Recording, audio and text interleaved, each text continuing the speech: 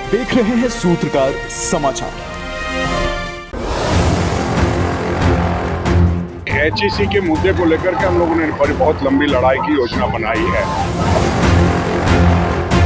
HEC की जो आज दुर्दशा हुई है या दुर्दशा हो रही है, उसके लिए कांग्रेस जिम्मेवार है। भूखमरी के कगार पर पहुंचे एचईसी के कर्मियों को इंडिया गठबंधन का साथ मिल गया है। एचईसी कर्मियों के साथ इंडिया के वरिष्ठ नेता कार्यकर्ता दिल्ली के जंतर मंतर पर धरना दे रहे हैं। भारत के पहले प्रधानमंत्री जवाहरलाल नेहरू द्वारा स्थापित की गई एचईसी की भूरी भूरी प्रशंसा दिल्ली के जंतर मंतर पर हो रही है। एचईसी कर्मी सहित इंडिया के नेताओं का मानना है कि भारत के विकास में एचईसी की अहम भूमिका है। चंद्रयान 1 से लेकर चंद्रयान 3 तक तैयार करने में एचईसी कर्मियों ने दिन रात मेहनत करके भारत को विश्व के मानचित्र में ला दिया है। तत्कालीन राष्ट्रपति एपीजे अब्दुल कलाम ने खम तक कर कहा था, एचईसी भारत की जान है। लेकिन एचईसी कर्मियों का मानना है कि केंद्र में जब जब भारतीय जनता पार्टी की सरकार आई है, देश के तमाम पीएसयू पर संकट गहराता रहा है। एचईसी कर्मी में सब कुछ ठीक ठाक ही चल रहा था, लेकिन साल 2014 के बाद केंद्र में आए मोदी सरकार ने सब तहस नहस कर दिया। देश की रक्षा सुरक्षा के लिए एक से बढ़कर एक आधुनिक चीजों का निर्माण करने वाले हाथ क्षुधा पूर्ति के लिए अब सड़क किनारे चाय, लिट्टी चोखा, इडली बेच रहे हैं। कुछ तो ऐसे हैं जिन्होंने रॉकेट लॉन्चर बनाने में अहम भूमिका दी है, लेकिन आज वह साइकिल का पंचर बना रहे हैं। एचईसी कर्मी कहते हैं कि केंद्र सरकार और राज्य सरकार को भारत के प्रथम प्रधानमंत्री द्वारा स्थापित इस संस्थान में जान फूंकने की जरूरत है। हम बता दें कि इस मुद्दे को भी लेकर एनडीए और इंडिया गठबंधन आमने सामने है। भारतीय जनता पार्टी के प्रदेश प्रवक्ता प्रतुल सहदेव की माने तो इंडिया गठबंधन के कारण एचईसी की यह दुर्दशा हुई है। कांग्रेस जनहित वाले फैसले नहीं लेती। कांग्रेस शासक है और शासन करने में उन्हें बहुत आनंद आता है। देखिए क्या कुछ कहते हैं प्रतुल सहदेव। एचईसी की जो आज दुर्दशा हुई है या दुर्दशा हो रही है, उसके लिए कांग्रेस जिम्मेवार है। एचईसी को कभी मदर ऑफ ऑल इंडस्ट्रीज कहते थे, लेकिन 2004 से 14 के बीच में जब यूपीए का शासनकाल था, तो जितने ऑर्डर्स एचईसी को मिलने चाहिए थे वो इन्होंने प्राइवेट प्लेयर्स को दे दिया।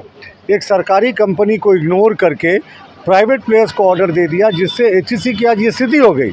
और हम लगातार प्रयास कर रहे हैं कि एचईसी का पुनरुद्धार हो सके। सैलरी रुकना सच में किसी के लिए बहुत विषम स्थिति है, और केंद्र सरकार, उद्योग मंत्रालय और केंद्र सरकार लगातार इस पर नज़र बनाई हुई है। और हमें उम्मीद है कि दुर्गा पूजा तक ये सारा इशू जो सैलरी का है वो रिजॉल्व हो जाएगा। मतलब पेड़ को काटा भी हमने और अब उसी डाली को लगाने की कोशिश कर रहे हैं।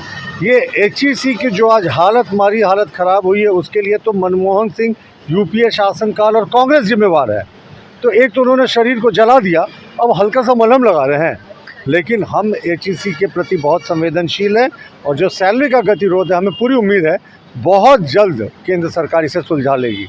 एचईसी कर्मी जो है वो लोकतंत्र में सबको अपने धरना प्रदर्शन करने का अधिकार है, लेकिन आज एचईसी की जो स्थिति हुई है, इसके पीछे के बैकग्राउंड को जानना चाहिए। और हमारी सरकार जो है वो पूरे तरीके से कामगारों पे, एचईसी के अधिकारियों के प्रति संवेदनशील है। मैंने कहा ना कि सैलरी का जो भी गतिरोध है वो बहुत जल्द दूर किया जाएगा। लेकिन मैंने कहा ना कि जिन्होंने पूरे एचईसी को जला दिया, अब वो हल्का सा मलहम लगा रहे हैं। ये दुर्गति तो इन्हीं के शासनकाल में हुई थी। इनको बताना चाहिए कि इतने सारे प्राइवेट प्लेयर्स को जो ऑर्डर्स दिए इन्होंने, प्राइवेट कंपनीज़ को, जो एचईसी को मिलना चाहिए था, मदर ऑफ ऑल इंडस्ट्रीज़ है। यहाँ बड़ी बड़ी फैक्ट्रियों का निर्माण होता है।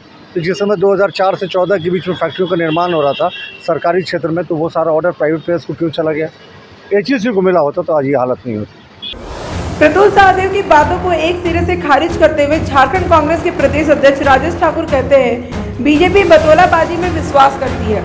केंद्र में सत्तासीन हुए भारतीय जनता पार्टी को 9 साल से अधिक हो गए, लेकिन राष्ट्रीय हित, जनहित और समाज हित में 9 काम भी नहीं किए हैं।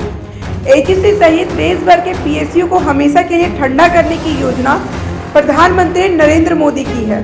प्रधानमंत्री नरेंद्र मोदी को अडानी और अंबानी की फैक्ट्रियों को विकास कराना है, उसे आगे बढ़ाना है। वह इस सोच पर चल रहे हैं। देखिए झारखंड प्रदेश कांग्रेस के अध्यक्ष राजेश ठाकुर क्या कुछ कहते हैं।